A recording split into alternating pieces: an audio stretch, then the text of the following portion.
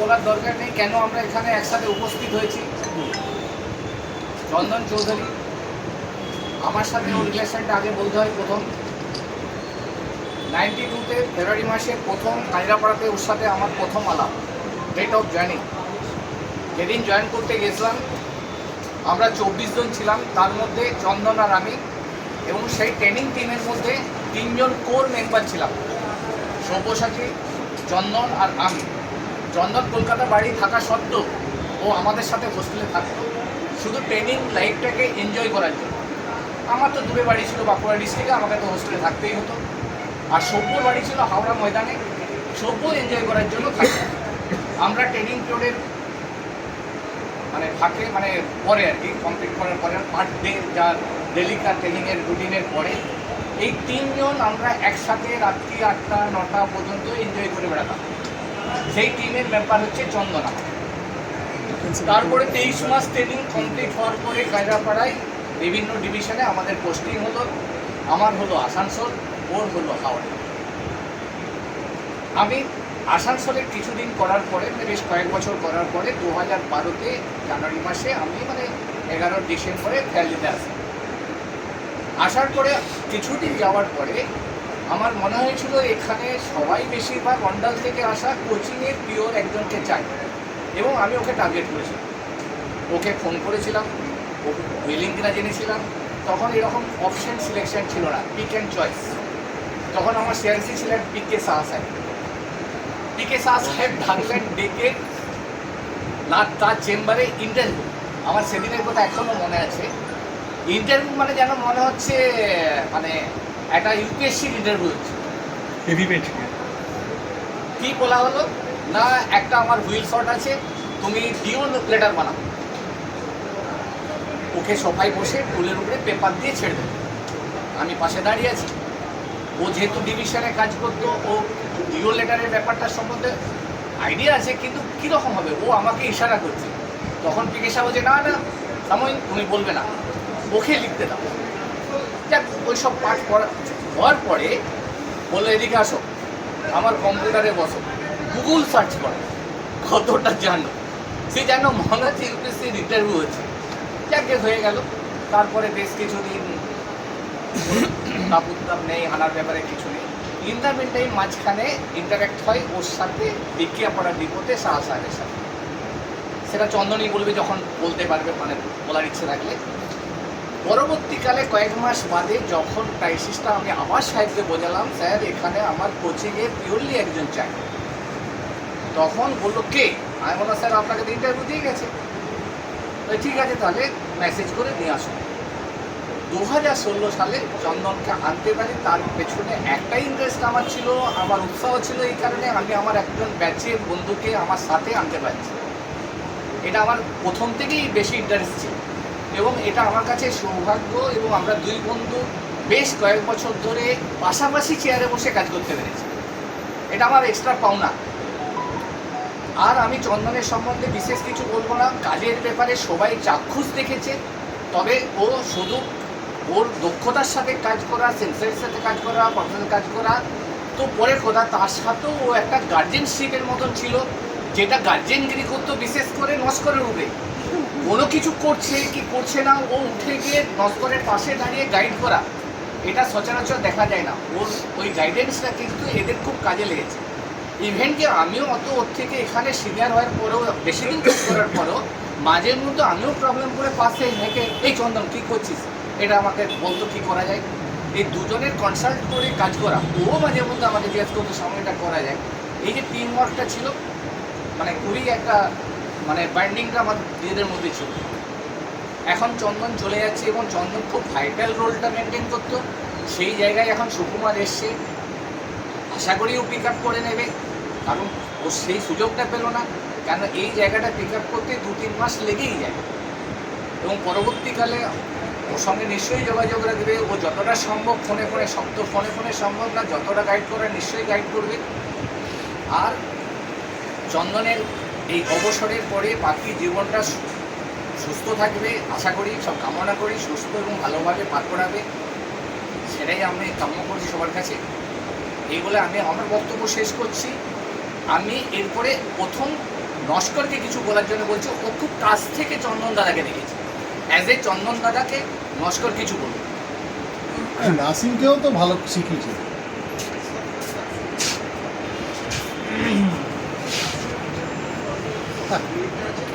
সারাক্ষণ তুমি চন্দনদা বলো। চন্দনদাকে শ্রদ্ধা জানিয়ে আমি আমার কিছু বক্তব্য শুরু করছি।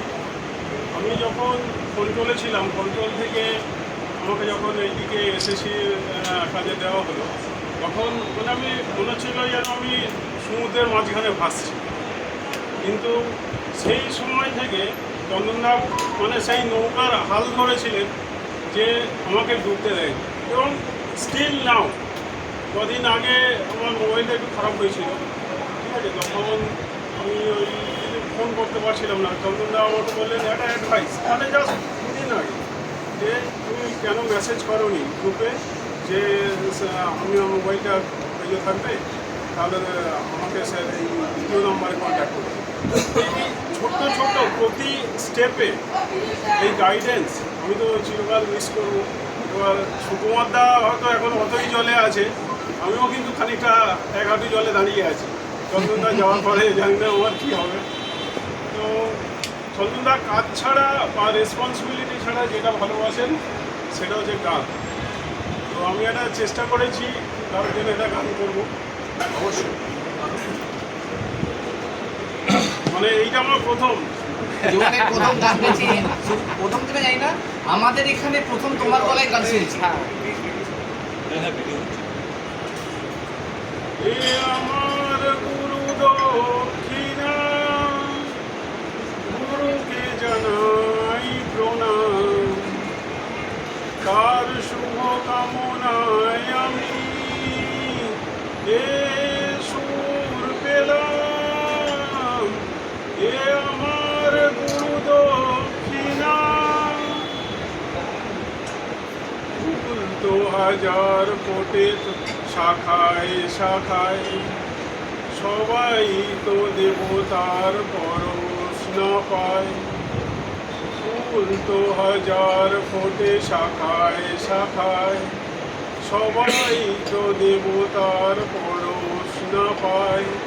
তোমার আশিসে আমি ধন্য হলাম, তোমার আশিসে আমি ধন্য হলাম। এ আমার গুরু দক্ষিণা, গুরুকে জানাই প্রণাম, যার শুভ কামনায় আমি এ সুর পেলাম। এ আমার গুরু দক্ষিণা, বিধাতা দিয়েছে স্বর, তুমি দিলে সুর, স্নেহ ভরা মমতার বাধা হলো দূর। বিধাতা দিয়েছে স্বর, তুমি দিলে সুর, স্নেহ ভরা মমতার বাধা হলো দূর। তোমার সবাকার পদরেণু মাথায় নিলাম, সবাকার পদরেণু মাথায় নিলাম।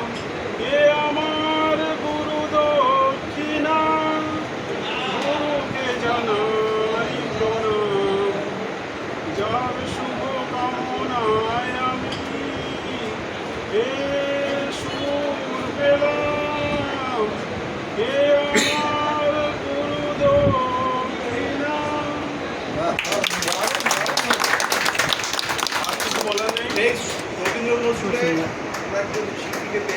না শিল্পী না, এটা সত্যি কথা বলতে না, কি, এই নস্করের মধ্যে চেষ্টা করে নস্করের মধ্যে এই যে টপিক ছিল, এই প্রথম আমরা জানতে পারলাম। এর আগে আমরা অনেক এখানে মানে রিটায়ারমেন্টের প্রোগ্রাম করেছি, কিন্তু কোনোদিনই মুখ খুলে বলেনি। যাকে ওর গুরুকে যে সম্বন্ধনা জানানোর পদ্ধতিটা খুবই আমাদের ভালো লাগলো। হ্যাঁ, এরপরে আমরা সৌম্যকে কিছু বলার জন্য, সৌম্যকে কিছু বলার জন্য, সৌম্য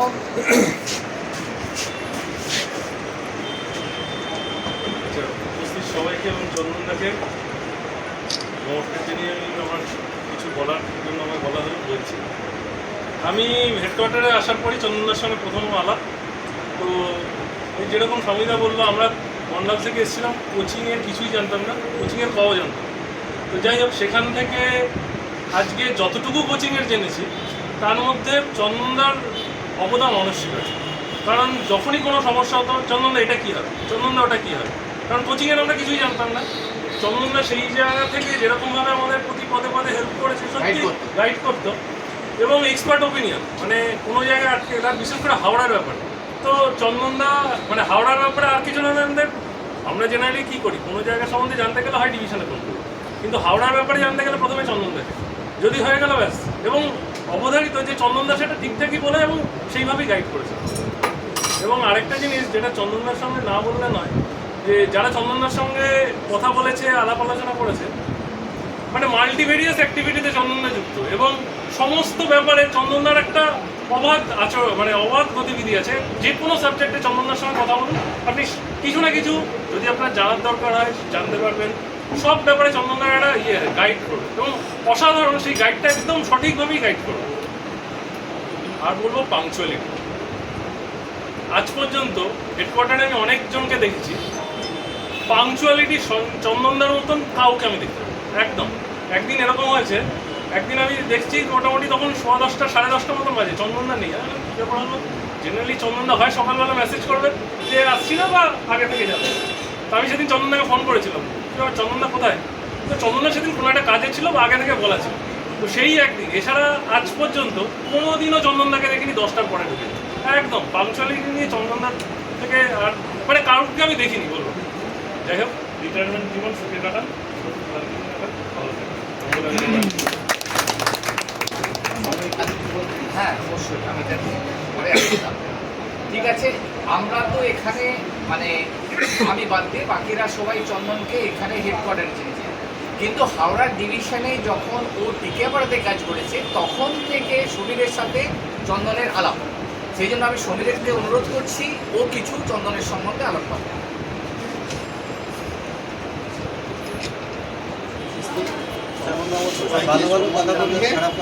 ওটা ট্রেন ছিল না বলে আস্তে আস্তে 2001 সালে আমার ফার্স্ট পোস্টিং হয় আজিমগঞ্জে। সেই আজিমগঞ্জে যাওয়ার পরেই প্রথম যে নামটা আমি শুনেছিলাম সেটা হচ্ছে চন্দন চৌধুরী। ওখানকার স্টাফেরা সুপারভাইজার বলতে একজনকেই চেনে, সুপারভাইজার কাকে বলে সেটা হচ্ছে চন্দন চৌধুরী। ওখানকার এসসিডব্লিউ তখন বিএন সরকার। এমনিতেই আজিমগঞ্জে অফিসার মুভমেন্ট খুব একটা বেশি ছিল না। ওখানে কী হতো, একটু ভয় পেতে, ওখানে একটু অন্যরকম আর স্টাফেরা অ্যাটেন্ডেন্সও ঠিক মতো দিত না, চলে যেত। আর ওখানকার এসসিডব্লিউ ছিল, তাদের কাছে হচ্ছে ভীষণ দয়ালু, স্টাফেরা যা খুশি করে আসবে, সুপারভাইজারকে ওখানে না মানলেও চলবে, কিন্তু এসসিডব্লিউকে যা বলবে তাই। তো একটা রাফ মাস্টার হলো, তো একটা ফাইনাল মাস্টার হলো। রাফ মাস্টার রোল করবে সুপারভাইজার শিফটিং ডিউটিতে, ফাইনাল মাস্টার রোল ওই 5 তারিখে যে পে শিট ক্লোজ হতো তার আগে ওই ঘরটায় বসে, এসসিডব্লিউর ঘরে বসে, সেখানে যার অ্যাবসেন্ট আছে, প্রেজেন্ট হবে কি না সব, তখন পিএ এই সিস্টেম। চন্দনদা হচ্ছে প্রথম ওইখানে। শোনা কথা, আমার স্টাফ সে কী করবে না করবে, আমি ফাইনাল মাস্টার রোলে আমি যা করবো এটা আমার। সেইখানে ওখানে সুপারভাইজারের রোল কী এবং সুপারভাইজারের কী পাওয়ার, এই জিনিসটা ওইখান থেকে গিয়ে আমরা জানতে পারি। এই গেল 1 নম্বর। আমি তখন চন্দনদাকে আমি দেখিনি, খালি নাম শুনেছি তখন মোবাইলের জন্য। তারপরে আমার 1 বছর বাদে টিকিয়াপাড়াতে আসি। টিকিয়াপাড়া আসার পরে চন্দনদার সাথে আলাপ। সবাই তখন সিনিয়র। আমাদের ব্যাচের মাঝখানে, আমাদের 99-এর ব্যাচের মাঝখানে আগে একটা বড় গ্যাপ, 94, 93 এরকম একটা ব্যাচ ছিল মাঝখানে, যার ফলে কি আমরা গিয়েছি সবই সিনিয়র দাদা। তখন ওইখানে গিয়ে আমাদের প্রথম একটা গোল্ড প্লেকের প্যাকেট থেকে একটা গোল্ড প্লেক সিগারেট বের করে বলেছিল, সিগারেট খাও? হ্যাঁ খাই। তখন আমাকে একটা সিগারেট, মানে প্রথম, মানে যে একটা সিনিয়র আর একটা জুনিয়রের মধ্যে ডিস্টেন্সের মধ্যে রেসপেক্টও থাকবে, কিন্তু আমরা একই জায়গায় আছি, সেই ভালোবাসাটা দিয়ে যে সম্মানটা সম্মানের জায়গায় রাখবে, আর বাকি কিছু না। কাজের ক্ষেত্রে একবার একটা গাড়ি ড্যামেজ হয়েছিল, এসসিডব্লিউ মানে টিটি অফিসে, শ্রীকান্তদা তখন হচ্ছে টিটি। আমি বলেছিলাম যে সিলিং থেকে জল পড়ছে, ওভারের ট্যাঙ্ক লিকেজ, এই গাড়ি যাবে না। তখন আমাকে বলেছিল যে না এই গাড়ি যাবে, যেমন করে রিপেয়ার করে বাড়ায়, রিপেয়ার করা যাবে না। চন্দনদা নিজে ওই গাড়িটা, শ্রীকান্তদা বলেছিল চন্দন তুই দেখ একবার গাড়িটা যাওয়ার। তো চন্দনদা যখন শ্রীকান্তদাকে বললো যে না গাড়িটা যাওয়ার মতো নয়, চন্দনদা গাড়িটা ড্যামেজ করে অন্য একটা গাড়ি যাবে, এবং সেটা 11th আওয়ারে সেই গাড়ি ফিট হয়ে আবার বাগ এক্সপ্রেসের একটা গাড়ি 9টা-15 দিনের ছাড়ে এরকম সময় এখন তো চন্দনদার কথা টিকিয়া পড়াতে যা বলতো চন্দনদা বলেছে না চন্দনদা একবার ড্যামেজ ডিক্লেয়ার করে দিলাম, কোনো গাড়ি কারো ক্ষমতা নেই যে ওই গাড়িকে ফিট ডিক্লেয়ার করে এরকম থাকুন এইটুকুই যে সবসময় একটা অ্যাডমিশন। আর হরিহর দত্তগুপ্তদার একটা নাম আমি আগে বলবো, উনি হচ্ছেন অনেক আগে রিটায়ার করেছেন, 5 বছরে যারা কাঁচরাপাড়া থেকে এই যারা অ্যাপ্রেন্টিস করে যারা এসেছেন 5 ইয়ার্সে তারা পঞ্চু। ঠিক আছে, হ্যাঁ তারা হরিহর দত্তগুপ্তদা খালি বলতেন যে সুপারভাইজার হচ্ছে একজনই টিকিয়াপাড়া, ঠিক আছে, চন্দন চৌধুরী, ওকে দেখে সুপারভাইজার গার্ডসরা কাটে, বাকি তো সবাই yes sir yes sir yes sir yes sir. চন্দনদা যাবে যে হ্যাঁ যাচ্ছে, হাতি যাচ্ছে সব সরে যাবে এরকম। আর কি বলবো, খুবই ভালো উপস্থাপনা করলো ওর ইনিশিয়াল সার্ভিস লাইফের সম্বন্ধে, যেগুলো আমাদের অনেক কিছু জানা ছিল না সেগুলো জানলাম। এই পরিপ্রেক্ষিতে ও যেটা বললো স্টাফের সাথে চন্দনের খুব ভালো রিলেশন ছিল। এখানে আমাদের মধ্যে একজন উপস্থিত আছে চন্দনের শিষ্য, তাকে দু একটা কথা বলার জন্য আমি ডাকছি। চলে এসো, চন্দনের শিষ্য আছে আছে সব আছে। মানে তুমি যদি ঘষতে যদি কপাল ঘষতে চাও ওখানে দু ঘষতে একটা তোমার বেশি কথা দাও না, যা তুমি তোমার স্যারের সম্বন্ধে যা বলার বলো। আমার ফার্স্ট পোস্টিং হয় আজিমগঞ্জে। তো যাই হোক আজিমগঞ্জে আমার 2012-তে অ্যাপার্টমেন্ট, ওখান থেকে অন্য কিছু ট্রান্সফার নিয়ে টিকেপাড়া আসে। তো টিকেপাড়া ফার্স্ট রিপোর্টিং করিয়ে এসিডব্লিউ স্যার বলে ঠিক আছে তুমি কিছুদিন এসিডব্লিউ কিছু থাকো, তারপর আমি দেখছি। তো কিছুদিন থাকার পর হঠাৎ আমার অর্ডার হলো যে কোথায় দেবে খুলে মানে ওনাকে একটা ভালো জায়গা দিতে হবে। তো সবাইকে বললাম যে স্যার আমাকে দেখবেন ভালো জায়গা দেবেন। তো দু একজন আমাকে বলেছো একমাত্র তুমি যদি MR6-এ যেতে পারো তুমি এই জীবনে মুতরে যাবে। কে আছে কি তোমার কাছে ইনচার্জ আছে চন্দনবাবু, মানে যিনিই বলতেন না কেন চন্দনবাবু একটা রেসপেক্ট দিয়ে বলছে ওখানে গেলে তুমি মোটামুটি বুঝতে যাবে।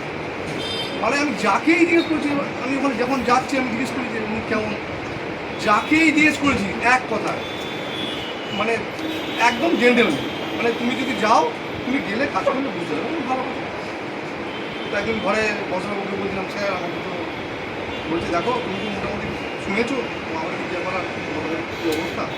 হ্যাঁ স্যার শুনেছি। ঠিক আছে তুমি তাহলে যেখানে দিলাম তোমাকে ভাবতে হবে, ভালো কথা।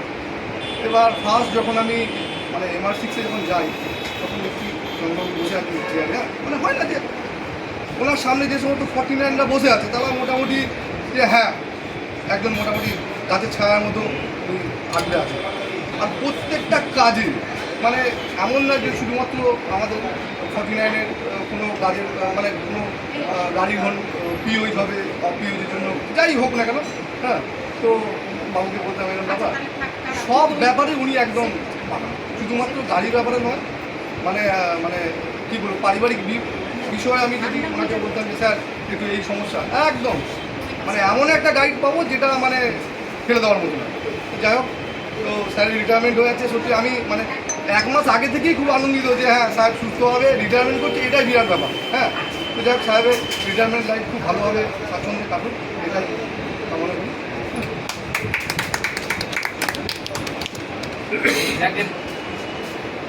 খুবই ভালো বললো, গুরু শিষ্যের সম্পর্কটা বুঝতে পারলাম খুবই গভীর ছিল। হ্যাঁ কিছু ওকে যদি ধমকাতাম ও আমাকে হুমকি দিত চন্দন স্যারকে বলে দিচ্ছে। হ্যাঁ এটা কিন্তু আমাকে 2-1 বার শুনিয়েছে। হ্যাঁ মেটুনকে ওই জন্য আমি আজ সকাল থেকে বলে গেলাম তুমি তৈরি থেকে এরপরে আমি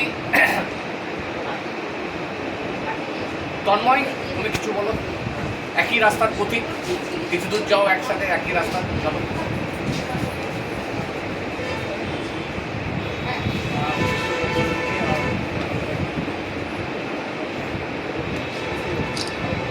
জোরে পাচ্ছি না জোরে সবাই সব টেকনিক্যাল ব্যাপারে বললেন বেড়েছে সাউন্ড। আর একটু আমি বলবো যে নর্মাল জেনারেল ব্যাপারে উনি আমাকে খুব গাইড করতেন। যেমন আমি ছবি যখন নিতাম বা যখন হেডফোনে পারমিশন না নিয়ে হেডফোন আমাকে একদিন খুব ঝেড়েছিলেন, তখন আমার ভালোর জন্যই হয়তো ভবিষ্যতে একটা তারপর থেকে করি না বা ভালোর জন্য। এরকম অনেক ব্যাপারে উনি আমাকে অনেক গাইড করেছেন করেছেন। এবং একটা ব্যাপার বলবো যে সবাই ওনার বন্ধুরা বললেন আমার সবথেকে ভালো লাগে সেন্স অফ হিউমার যেটা ছিল, আমরা যেহেতু best sense of humour in our section. তো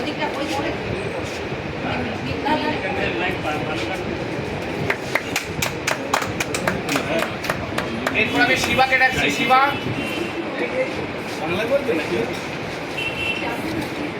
একটা কেরালার গান গাইবার কথা ছিল। হ্যাঁ হ্যাঁ চলে এসো।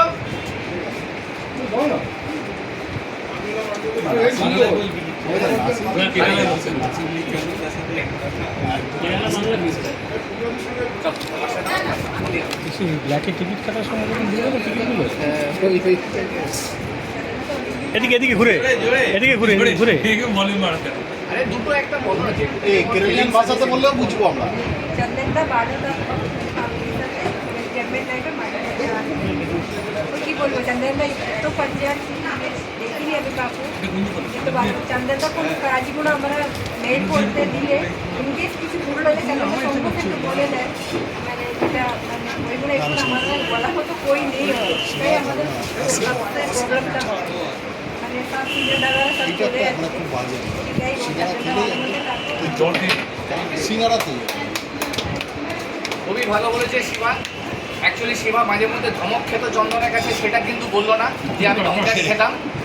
হ্যাঁ, সেটা আর বলতে সাহস করলো না। এরপরে আমি নাসিরকে বলবো দু একটা কথা বলা। ওকে ভাই, তুমি আমাদের রোলিং স্টকে পিলা পিলার স্টল বল। যদিও ঘুম ধরা তাও বলো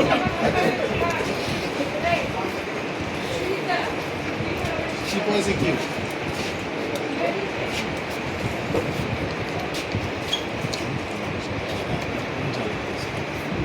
বলছো? শ্রদ্ধেয় চন্দনদা, সাময়িদা, উপস্থিত সিবি অফিসের সমস্ত কলিগ। অ্যাকচুয়ালি এই সেকশানে আমি খুব বেশি দিন আসিনি। তা আগে আমি রোলিং সেকশন স্টকে ছিলাম, তখন যারা মানে এসএসসি ছিল তারা অন্য চ্যাটার্জি দা, বরার দা, এরা চিনবে হবে।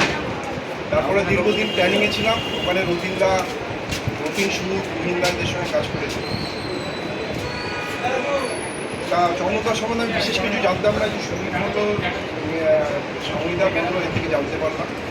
তো সৌম্য যে কথাটা বলেছে সত্যি সেটা আমি দেখেছি, যে চন্দনদা খুব পাঞ্চুয়াল, একদম ঠিক টাইমে আসা, টাইমে যাওয়া।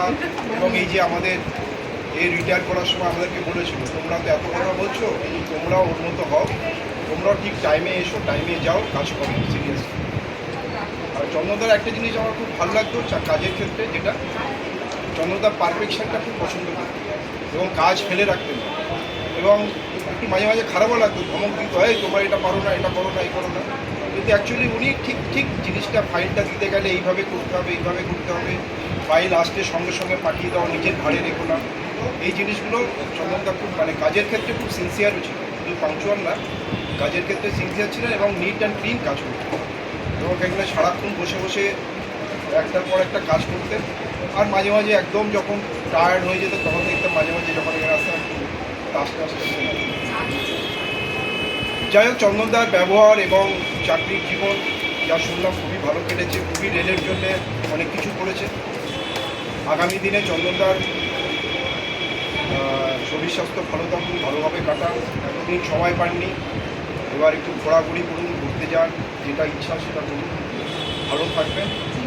আর আমাদের সঙ্গে যোগাযোগ রাখবেন, আমরাও যোগাযোগ রাখবো। কখনও কোনো রকমের রেল কিংবা রেলের বাইরে কোনো দরকার হলে, এখন কী হয়, ম্যান পাওয়ার কমে গেছে। এই যে পৃথার যে অসুস্থ হলো, পৃথা অফিসের লোকদের ফোন করছে, লোকের এই হসপিটালে যাওয়া, এই করা, এগুলো অনেক কমে গেছে। সেটা আমাদের অফিস থেকেও যদি কিছু করা যায়, ইনফিউশনে যারা রিটায়ার করে তাদের ক্ষেত্রেও খুব কাজে লাগে।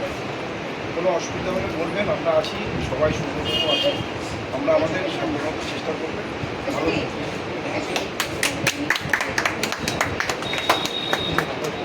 সোমনাথি এদিকে আসুন।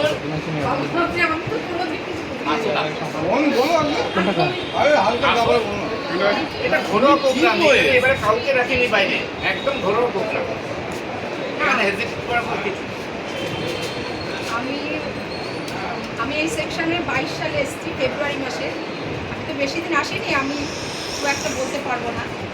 এমনি চন্দনদাকে প্রথম কাজের জন্য ভয় লাগতো, যে কিছু এক্ষুনি না দিলে পড়বে, একটু হেজিটেট করতাম। তারপরে আস্তে আস্তে দেখলাম না, সত্যি কথাই এখন বুঝতে পারছি যে চন্দনদা চলে গেলে আমার খুব প্রচণ্ড পরিমাণে অসুবিধা হবে, কারণ আমার বেশিরভাগ কাজটাই চন্দনদা দেখতেন। এই আর কি বলবো, চন্দনদা ভালো থাকুক। এখন আমাদের জন্য তার চন্দনদা থাকবেন না, সবাইকেই যেতে হবে। আমারও বেশি দিন নেই, চলে এসছে। আমি চাই চন্দনদা ভালো থাকুন, মাঝে মাঝে আসবেন, ধন্যবাদ একটু help জ্ঞাপনটা করবেন, করবো। আসলে ধন্যবাদ কি আমরাও বলবো? একটুখানি এমনি ই হবে। শেষ করো, অনুসংবাদ টানবে। এই বলে আপনি ভালো থাকুন, সবাই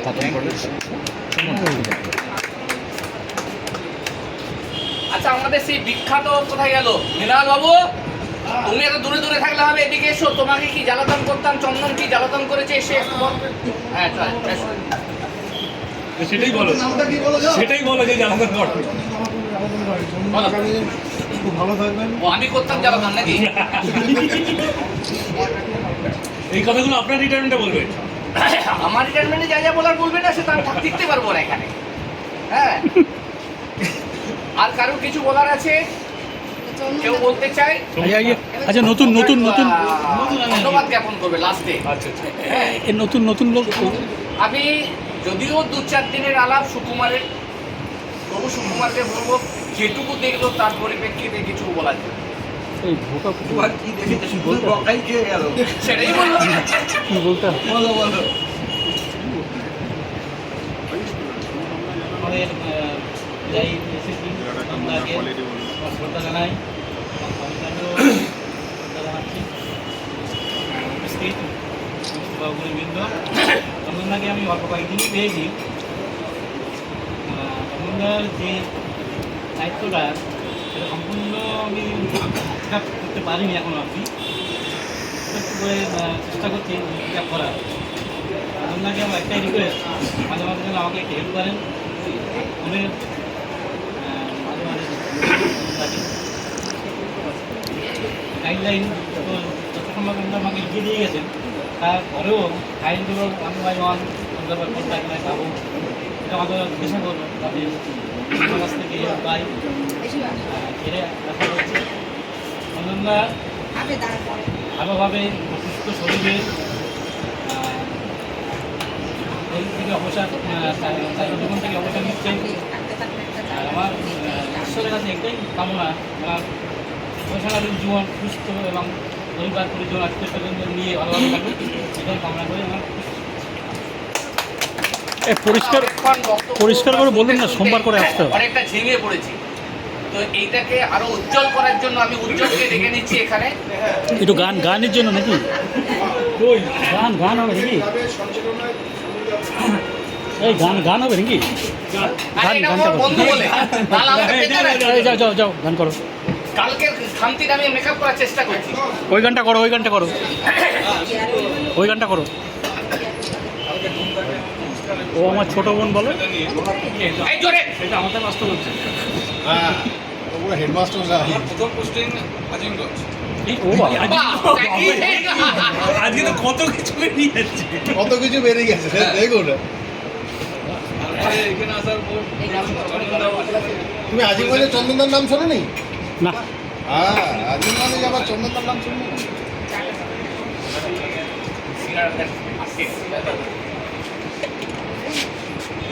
এই রাজু, এই সুজিত, এবার তোমার টান। কোথায় পালাচ্ছ? এদিকে এসো। এই বলো বলো। যেই চা এসে গেছে অমনি কত মশলা বানান পড়ে শুনো, গেছে। এর উপরে মার খাবো আমি। আজিমগঞ্জ অব্দি থেকে আমি ধরে দিলাম ধরো তো নষ্ট। আজিমগঞ্জ অব্দি। জোরে বলো। যখন তো নিজেরা আছি এখানে। ঠিক আছে, এবার চন্দনদা বলুন। চন্দনদা দেরি আছে, চন্দনদা ঠিক সময়ে বলাবো। তার আগে গান করছো? সুজিত, ফুড ম্যানেজার লুকিয়ে পড়েছে। কোথায় গেল? এই মাত্র ছিল তো। কেউ গান করবে আচ্ছা, না? গান তো ক্যারালিয়ান গান গাইতে বলেছিলাম, গাইলো না। গান করো, খেলার গান। না নাম যাবে, হ্যাঁ, আমার তো ঠান্ডা চিমনি আছে। দরকার একটা নেই, বোঝার দরকার নেই, আমরা আমরা তো ক্যারালিয়ান শুধু গান শুনতে বুঝি। চাই। আরে মিউজিক হ্যাজ নো ল্যাঙ্গুয়েজ। না ওই হ্যাঁ, আমরা দাঁড়িয়ে যাও। আচ্ছা, ঘোরা। হ্যাঁ, আচ্ছা, ঠিক আছে। দাঁড়া বাড়া।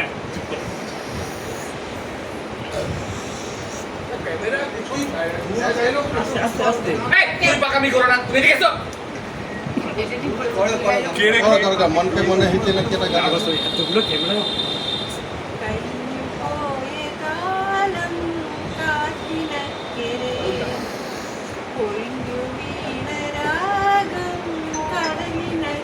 കരയുന്നക്കരെ ഓർമ്മകളെ നിന്നെ ഓർത്തു കരയുന്നു ഞാൻ എൻ്റെ ഓർമ്മകളിൽ തിരയുന്നു ഞാൻ ദേവദാരു പൂത്ത കാലം നീ മറന്നുവോ പ്രിയ ദേവതമ ചൂടി തന്ന പൂ മറന്നുവോ കഴിഞ്ഞു പോയ കാലം കാട്ടിനക്കരെ ഒഴിഞ്ഞു വീണ രാഗം കടലിനക്കരെ ഓർമ്മകളെ നിന്നെ ഓർത്തു കരയുന്നു ഞാൻ എൻ്റെ ഓർമ്മകളിൽ വീഴുന്നു പിടയുന്നു ഞാൻ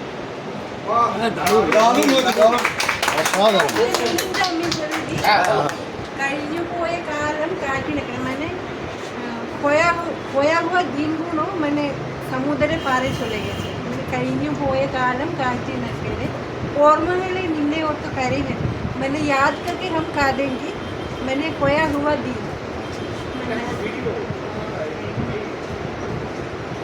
बस पूरा আসছি না এবারে আমাদের একটা কাজ বসো, বসো, বসো, বসো। করা উচিত ছিল, সেটা বাকি রয়ে গেছে। প্রথম ফুলাদিকে বলছি ফ্লাওয়ার ভাস আর ফুলের স্তবকটা দিয়ে একটু সম্বর্ধনা। এই ছবি তুলে আচ্ছা দাঁড়াও, চাটা খাওয়া যাক। হয়েছে না? খেয়ে নে, খেয়ে নে, খেয়ে নে। খেয়ে নিন খেয়ে নি। আরে এটা হয়ে গেলে তো সব যে জানি না, এটা গল্প গুজব চলছে, এটা আলোচনা চলছে। এটা তো আমি বলে দিয়েছি।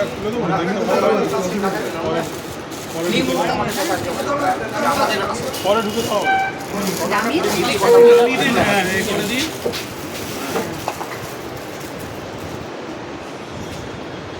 আসুন।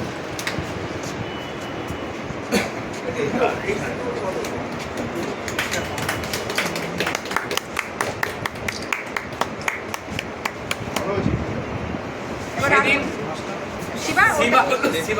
শিবা সেদিন বিনা ফাংশনেই চন্দনকে একটা আমি বলেছিলাম 4 হুইলার দিতে, সেদিন একটা বড় ইঞ্জিন দিয়ে দিয়েছে। বলছে দাদা আপনি বলেছেন 4 হুইলার, তার থেকে একটা হেভি গেছে দিই।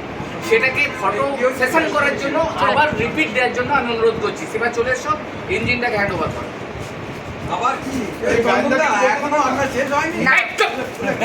আমাদের এখানে অনেক বড় ইয়ে হলো আপনি তুমি কি ফেয়ারওয়েল পেয়েছিলে, বলতে পেরেছিলে? আপনাকে ডিপার্টমেন্ট চেঞ্জ করতে কে বলেছিল? দিয়েছি আমরা এখানে। ও আপনাকে আবার রেলগাড়ি দিচ্ছে, ও সর্বনাশ করে দেবে এরা।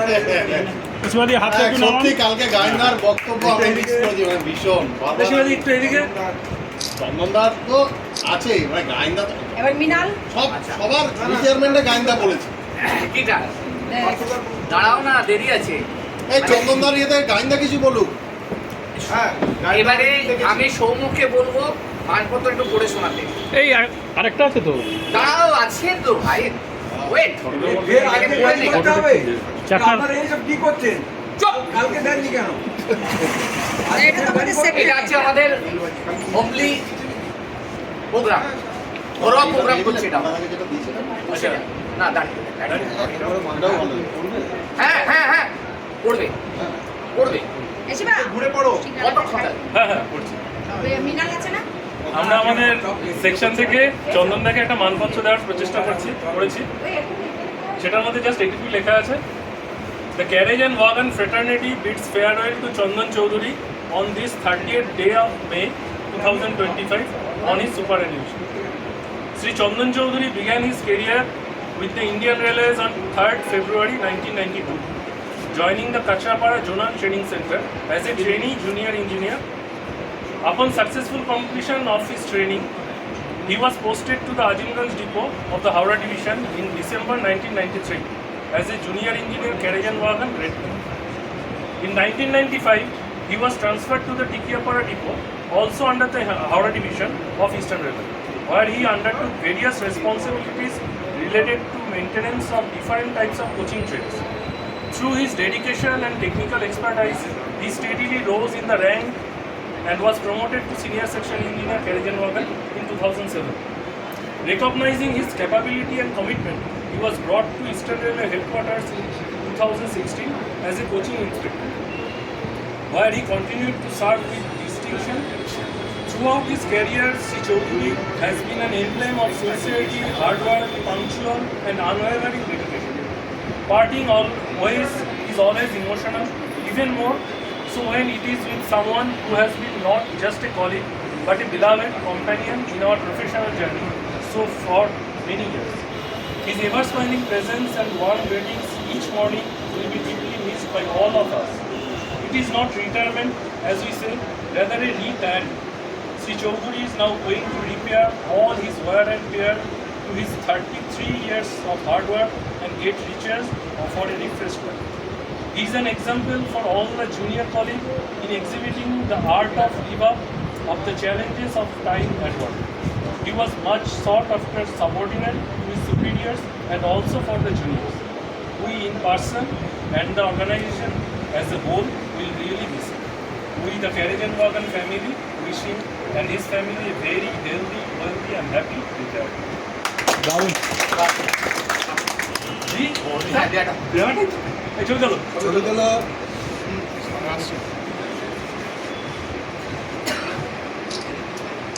ভাই এত ছবি তুলো না। মিষ্টিটা চাকনাটা রয়েছে।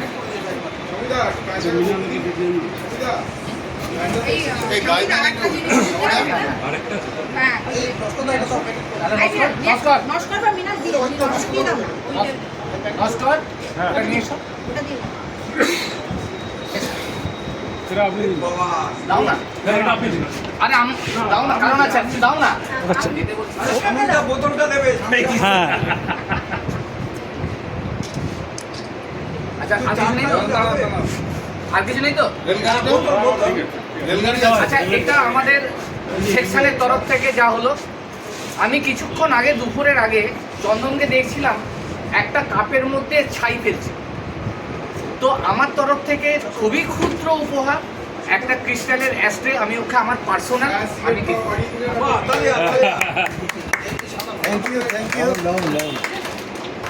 সিগারেটটা কোথায় গেল? সিগারেটের প্যাকেটও দিতে হবে না। সিগারেটের প্যাকেটও তো লাগবে। হবে হবে হবে কমবি। আচ্ছা এবারে চন্দন এবারে আমি আমাদের যেদিকে সব হয়ে গেছে ওই চন্দনকে কিছু তার এক্সপিরিয়েন্স শেয়ার করার জন্য বলছি। ওর চাকরি জীবনে এত দীর্ঘ 32+ বছরের অভিজ্ঞতা সেটা কিছু জুনিয়রদের দিকে শেয়ার করার জন্য আমি বলছি। এত দীর্ঘ সময় তো বসেই বললেন বসে বললে সবাই দেখতে পায় না। গলায় জোর আসবে না। দীর্ঘ সময় এবং যারা এই হেডকোয়ার্টারের মধ্যে চাকরি করেছেন তাদের পক্ষে এটা তাদের মানে দোষ নয়, ঘটনাচক্রে তাদের পক্ষে ওপেন লাইন ব্যাপারটা বোঝা সম্ভব নয়। হোয়াট ইজ ওপেন লাইন, তার অ্যাক্টিভিটি কী, সেখানে কীভাবে কাজ করতে হয়, কীভাবে বেঁচে থাকতে হয়, এটা আপনাদের পক্ষে বোঝাই সম্ভব না। তো যাই হোক, যেটা ও শুরু করলো কাছড়াপাড়ায় আমরা যখন জয়েন করেছিলাম আমাদের ওই 3-4 জনের একটা গ্রুপ ছিল, তাদের মনে হতো যেন প্রত্যেক দিন আজকে রাত্রেই আমরা মরে যাবো, যা করার আজকে করে ফেলতে হবে, এরকম একটা মানসিকতা নিয়ে আমরা চলতাম। তো মানে কাছড়াপাড়া ট্রেনিং পিরিয়ড আমাদের এক্সপ্লোরিং লাইফ এখন, আর একটা দীর্ঘ টেকনিক্যাল ট্যুর আমরা করতে পেরেছিলাম প্রায় 1.5 মাসে, গোটা সাউথ, বোম্বে, গোয়া, প্রায় 25 দিন মানে খুব বেশি মানে আমার মনে হয় 28 দিনের ট্রিপ ছিল। তো সেই ট্রিপের অভিজ্ঞতা একটা অসাধারণ অভিজ্ঞতা। পরবর্তী ক্ষেত্রে ট্রেনিং ব্যাচগুলো ছোটো হয়ে যাওয়ায় খুব সম্ভবত ওই সুযোগ আর কেউ পায়নি। মাত্র 750 টাকা খরচা করে 28 দিন খাওয়া দাওয়া করে ঘোরা একটা আনবিলিভেবল ব্যাপার। তো যাই হোক, সেগুলো তো আছে পার্ট। কাজের মধ্যে যেটা সমীর উল্লেখ করলো আজিমগঞ্জের কথা, অ্যাকচুয়ালি চিরকালই আমি একটু মানে ভয়ভীতি একটু কম পাই, যা হবে দেখা যাবে এরকম একটা মানসিকতা সবসময়ই ছিল, যার ফলে হয়তো মানে অর্থনৈতিকভাবে বা সাংসারিকভাবে খুব গুছানো নই, কিন্তু প্রতিটা মুহূর্তেই এনজয় করেছি। তো আজিমগঞ্জে একটা অদ্ভুত টিপিক্যাল প্রবলেম ছিল, মানে এটা আজকে গল্প করার বিষয়, এই সমস্যাগুলো এখনও কিছু জায়গায় এক্সিস্ট করে। আজিমগঞ্জে একটা পয়েন্ট ছিল তখন স্মাগলিংয়ের একটা জাংশন পয়েন্ট ছিল, এবং তোমাদের ধারণা নেই সেই সময় কামরূপ এক্সপ্রেস বা সরাইঘাট এক্সপ্রেসে কোচের যে ইয়েটা থাকে না, ফ্লোরটা থাকে না, সেই ফ্লোর খুলে তার তলায় কোটি কোটি টাকা স্মাগলিং গুডস আসতো এবং ওই ডানকুনি সেকশানে আনলোডিং হয়ে যেত হাওড়া ঢোকার আগে। আর যে কিছু মাল ছিল যেটা আজিমগঞ্জ থেকে টার্মিনেট হতো, মানে ঢুকছে নেপাল দিয়ে, আজিমগঞ্জ থেকে এসে বাংলাদেশ যেত, আবার আজিমগঞ্জ থেকে বাইরে কলকাতায় আসতে একটা স্মাগলিং পয়েন্ট ছিল এবং তরি তরকারি সাথে স্মাগলিং মালও উঠতো। মানে কামরূপ বা ওইসব ট্রেন থেকে কিছু নামলো বা কিছু লোকাল ট্রেন থেকে এসে অন্য লোকাল ট্রেনে উঠে এরকম একটা ব্যাপার ছিল। এবং যেহেতু এই কাজগুলো করতে সময় লাগতো, ওখানে লোডাররা হামেশাই যেটা করতো সেটা হচ্ছে ওই আমাদের লাগেজ যে লোডটা থাকে না, ওটা এসেই ফেলে দিত। এবার টোটাল লোডিং যখন কমপ্লিট হয়ে গেল, মানে ওই আজিমগঞ্জের স্টেশনের একদম গা দিয়ে গঙ্গা নদী গেছে, বেশিরভাগ ক্ষেত্রে ওই গঙ্গার নৌকোগুলোতে মালগুলো রাখা থাকতো, ট্রেন ঢোকার পর আসতো মাল নিয়ে লোডিং হতে তো সময় লাগতো। এই সময়টাকে মেক আপ করার জন্যে ওরা লাগেজ লোড ফেলে দিত আর লোডিং করার পরে বলতো লাগেজ লোড লাগানো যাচ্ছে না, সুতরাং ক্যারেজ অ্যান্ড ওয়াগন রেসপন্সিবল। তো এরকম বেশিরভাগই এগুলো হতো লাস্ট নাইট ডিউটিতে, মানে ভোরের দিককার ট্রেন, মাঝরাতের ট্রেনে এইগুলো সমস্যাগুলো হতো। তো কয়েকদিন ওয়াচ করার পর আমি দেখলাম ব্যাপারটা এই হয়। তো তখন যেরকম আমিও খুব ইয়াং ছিলাম, ঘটনাচক্রে আমার যে ব্যাচে ছিল সেখানেও 4-5টা ছেলে খুব ইয়াং ছিল। তো ওরা সব লোকাল ছিল। আমি বললাম তোদের যদি ভয় না থাকে তাহলে একদিন একটা কাজ করি চল, যে ওই যে কুড়িগুলো যখন ডিরেল করায় না গাড়িটা ঢোকার সঙ্গে সঙ্গে বেধরক গেলাও, তারপর যা হবে তোরা কি পারবি সামলাতে? বলে হ্যাঁ। বললাম দেখ সবাই কিন্তু সরকারি চাকরি করি, ওরা যদি কেস ফেস করে সবার কিন্তু সমস্যা হতে পারে, সেটা ভেবে বলে। মানে আমার জন্য কোনো ভয় নেই আর কি, আমি সরকারি করি না, ওরাই করে। তো আক্ষরিক অর্থে আমরা এরকম লোহার রড দিয়ে 6-7টা কুলিকে এমন মার মেরেছিলাম যে স্টেশন মাস্টার পর্যন্ত পয়সা খাওয়া বন্ধ করে দিয়েছিল ভয়ে 15 দিন। That was the turning point. লোকে এমনি এমনি কাউকে ভালোবাসে বা শ্রদ্ধা করে না, তুমি তাকে একটা রিমার্কেবল কিছু করে দিতে হবে। সেই রিমার্কেবল কাজটা করতে গেলে তোমাকে কোনো কোনো সময় হটকারীও হতে হবে। অ্যাকচুয়ালি ওই যে কাজগুলো হতো এবং স্টেশন মাস্টার যে কন্ট্রোলে রিলে করতো, সবখানে একটা টাকার চেন ছিল। এবং ওই 7-8টা কুলিকে যখন মারি, স্টেশন মাস্টার বুঝে গেছিলো যে পরের মারটা আমার ঘাড়ে পড়বে। আমি তারপরে বলেছিলাম যে তোমাদের কিচ্ছু করতে হবে না, তোমাদের মাল লোড করতে যতক্ষণ সময় লাগে লাগুক, তোমরা বলবে আমি CNW অ্যাক্টিভিটি বলে দুদিকে লাল লাগিয়ে রাখবো, কিন্তু লাগেজের ডোর ফেলবে না। মানে লাগেজের ডোর ফেলে দিলে সেটাকে রিডেল করা না ভীষণ কঠিন লোডিং হয়ে যাওয়ার পরে। আর তোমাদের পাশে দেখো ক্রিমিনালদের সঙ্গে তুমি আমি কেউ লড়ে বাঁচবো না, তো কোন দিন পিছন থেকে মেরে দিয়ে চলে যাবে। ওর কাজটাও হতে দিতে হবে। ওদেরকে শেষে এই প্রস্তাব দিলাম যে আমার লাল জ্বলবে, ঠিক আছে, আমার অ্যাক্টিভিটি থাকে, ওয়াটারিং থাকে, অনেক কিছু থাকে, আমার বলার জায়গা আছে, তোমরা দয়া করে ওইটা করো না, দরজাটাকে ভেঙে দিও না বা ফেলে দিও না, ডিলিট করো না। তার পরবর্তী ক্ষেত্রে মানে ওই কুলি বা ওই স্মাগলিং যারা করতো বা তাদের যারা গ্যাং ছিল তাদের সঙ্গেও আমার একটা দোস্তির সম্পর্ক হয়ে গেছিলো। মানে আজিমগঞ্জের প্রথম 1 বছরের পরে দ্বিতীয় 1 বছর আমি দারুণ এনজয় করেছিলাম এবং নিজের আত্মমর্যাদা বজায় রেখে অবশ্যই ভালো ছিলাম। তারপরে টিকিয়াপাড়া আসি। টিকিয়াপাড়া তো মানে অ্যাকচুয়াল গ্রোন আপ যদি বলো ক্যারেজ অ্যান্ড ওয়াগনের টিকিয়াপাড়াতেই হয়েছে আমার, এবং কাজ শিখেছি সঙ্গে সঙ্গে নিজের বুদ্ধি, যেরকম সবাই করি আমরা নিজের আইকিউ নিজের বুদ্ধি দিয়ে, তো সেই কাজগুলোকে মডিফাই করে দিতে হয়। তো যে কোনো কারণেই সেগুলো ভালো হয়েছিল হয়তো। টিকিয়াপাড়াতেও এখনও যারা পুরনো লোকজন আছে ভালো সম্পর্ক আছে আমার সঙ্গে। আর টিকিয়াপাড়া থেকে হেডকোয়ার্টারে আসার যে আমার খুব বিশাল ইচ্ছা ছিল তাও না, কিন্তু একটা ব্যাপার যেটা আমি ফিল করেছিলাম টিকিয়াপাড়াতে একটা সময় এসে, যে আমার পরিস্থিতিতে তখন এমন দাঁড়িয়ে গেছিলো বিটুইন যেটা চাক্ষুষ করেছে, যে যেটা আমি বলবো সেটাই শেষ কথা। এই পরিস্থিতি যখন মানুষের চলে আসে তখন খুব বেশি সম্ভাবনা থাকে ওভার কনফিডেন্সের জন্য ভুল হওয়ার। তো আমি এটা ফিল করতাম যে অনেকে হয়তো মুখে কিছু বলছে না, কিন্তু তারা সবসময় সব যে ডিসিশান তাদের ভালো লাগছে নট দ্যাট, ভালো নাও লাগতে পারে। প্লাস আরেকটা জিনিস আমি ফিল করেছিলাম যে আমি রেলটাকে পুরোপুরি জানতে পারছি না। ডিপো লেভেলে চাকরি করলে একটা কি সমস্যা হয়, রেলের যে একটা ভাস্ট অ্যাক্টিভিটি আছে সেটা তুমি কোনোদিনই জানতে পারবে না। এরকম একটা প্ল্যাটফর্ম আমি খুঁজছিলাম যে কোথায় কাজ করা যায়। ইনিশিয়ালি ভেবেছিলাম যে হয়তো CWI কোচিং হাওড়াতেই করব। তারপরে যখন ও একটু উৎসাহ দেখালো, আর শাহ সাহেবের কাছে তো প্রথম ইন্টারভিউতে তো ডাহা ফেল হয়েছিলাম, কিন্তু তারপরে একটা অনলাইন একটা ইন্সপেকশনের ব্যাপার ছিল। বর্ধমান স্টেশন না, স্টেশন না, অনলাইন একটা ইয়ে ছিল, RDS এর একটা প্রোগ্রাম ছিল, যাতে CRC কোচিংকেও থাকতে হয়েছিল। আর বায়ন সাহেব তখন সিনিয়র টিম হাওড়া ছিল। তো ঘটনাচক্রে সেদিন ওই অনবোর্ড ইন্সপেকশনের, অনবোর্ড মানে ঠিক কোচিং না, RDS এর একটা ট্রায়াল ছিল। তো তার আগে যেহেতু আমার ওই দুরন্ত গাড়ি নিয়ে বিভিন্ন রকম speed trial, dust trial, sound trial এইসব করতে হয়েছিল, আমার এই বিষয়ে একটু পড়াশোনা করা হয়ে গেছিলো। তো শাহ সাহেবের সঙ্গে আমার ডাইরেক্ট ইন্টারাকশান তখন ওই ট্রায়ালের সময় হয়। কারণ তো অনেক রকম ব্যাপার ছিল, সবই যে জানতাম তা না, কিছু কিছু জিনিস জানতাম।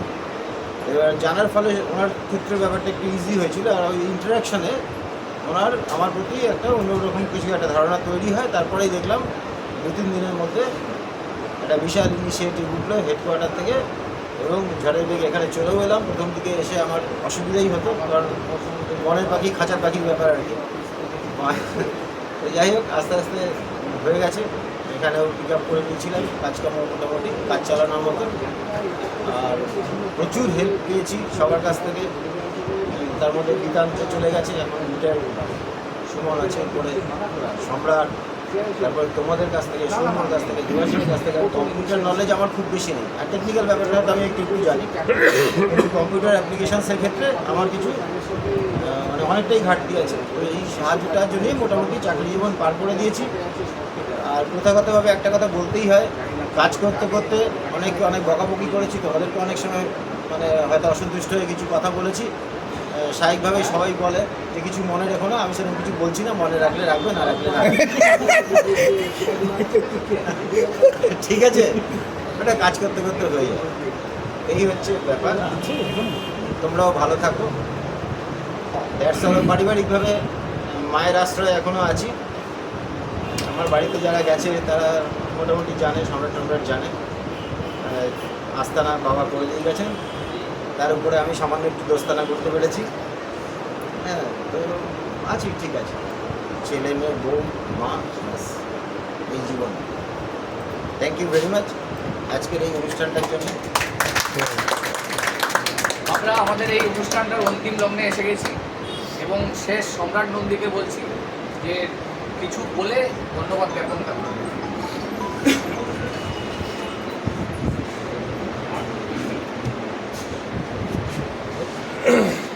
কথাই হয়ে গেছে। চন্দনদার প্রথম জীবনের কথা তো বাকিরা বললো। আমি হেডকোয়ার্টারে আসার বছর 2 পরে চন্দনদা এসেছি, মানে বলা যায় দুজনেই প্রায় নতুন, এবং দুজনেই হাবুডুবু খাচ্ছি এসেছি। চন্দনদা তখন বায়োট্যাঙ্ক নিয়ে একটা রিসার্চ চলছিল রেলে, সেটা দেখতে দেখতে আমি কন্ট্রোলের এক পাশে বসে কী হচ্ছে দেখতাম। সেখান থেকে তখন তো মানে ঝড় চলছে, একটা রেভলিউশন, মানে ফ্রেঞ্চ রেভলিউশনের পরে যদি কিছু একটা হয়ে থাকে, তখন ইস্টার্নাল হেডকোয়ার্টারে তখন একটা রেভলিউশনের পিরিয়ড ছিল। তো সেখানে কারোর মাথা গরম হচ্ছে, কেউ টেনশন করছে, কেউ করছে। সেইখানে দেখেছিলাম যত ঝড়ই হোক না কেন, চন্দ্রটা কিন্তু ঠান্ডা মাথায় কী হচ্ছে ঠিক আছে দেখছি।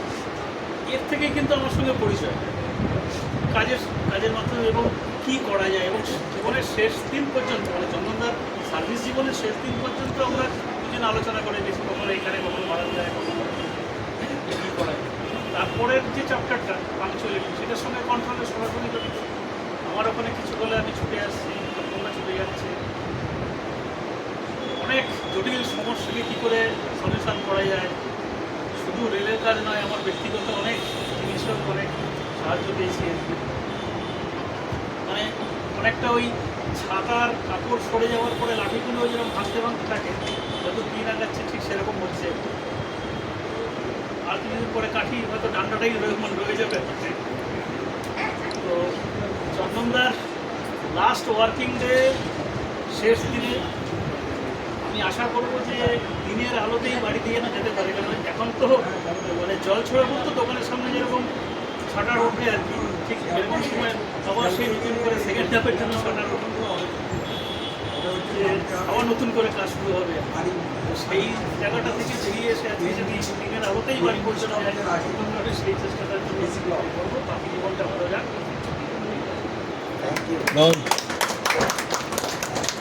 যাকে আজকে যারা সবাই বক্তব্য রাখলো খুবই প্রশংসনীয়। অনেক কিছু চন্দনের সম্বন্ধে যারা জানতো না তারা অনেক কিছু জানতে পারলো। আমরা এখানে শেষ করছি, এবারে বাকি কাজ দেখে। না, আরেকটা জিনিস অনেকেই যায় না, আমাদের বলো, বর্তমান তোমাকে তো বলতে সুযোগ দেওয়া বর্তমান যে হয়েছে। সেক্রেটারি আর চন্দনদা দুজনেই কিন্তু ফার্স্ট দুরন্ত যে এক্সপ্রেসটা চালু হয় তার আপার গিয়ার ছিল হচ্ছে আমাদের সেক্রেটারি, আর আন্ডার গিয়ার হচ্ছে চন্দনদা। আপার গিয়ারের পুরো ব্যাপারটাই দেখতে হয়। ওখান থেকে ডানকুনি আসে, ডানকুনি থেকে আমাদের এই সেক্রেটারিও কিন্তু চন্দনদারই বলতে যায় একজন ছাত্র বলা বলবো ওরা, যে জুনিয়র কলিগ হিসাবে চন্দনদার সঙ্গেই আরেকজন জানা আছে sick line in-charge sorting yard Sukumar babu, এরাও চন্দনদার সাথে মানে শুরু দিকে যারা যারা চন্দনদার সান্নিধ্য পেয়েছে তারা প্রত্যেকেই কিন্তু ডিপো লেভেলে বা হেডকোয়ার্টার লেভেলে প্রত্যেকটা জায়গায় তারা কিন্তু রেসপন্সিবিলিটির সাথে তারা কাজ করে। কারণ চন্দনদার রেসপন্সিবল পার্সন, তার সঙ্গে যারা ছিল তারা দেখে নিয়েছে যে রেসপন্সিবল পার্সনের সঙ্গে চাকরি করতে গেলে কীভাবে করতে হয়, এবং তারাও ট্রেন্ড হয়ে তারাও কিন্তু ভালো যায়। আজ সেক্রেটারিও কিন্তু একই সঙ্গে চাকরি করেছে, যার জন্য খুব ভালো একটা সম্পর্কও আছে। উইথ ডিউ রেসপেক্ট তাদের নিজেদের মধ্যে কিন্তু একটা আছে। তো সেই জন্য চন্দন টাচে যারা আছে, হিরে পরশমণি হ্যাঁ ঠিক আছে।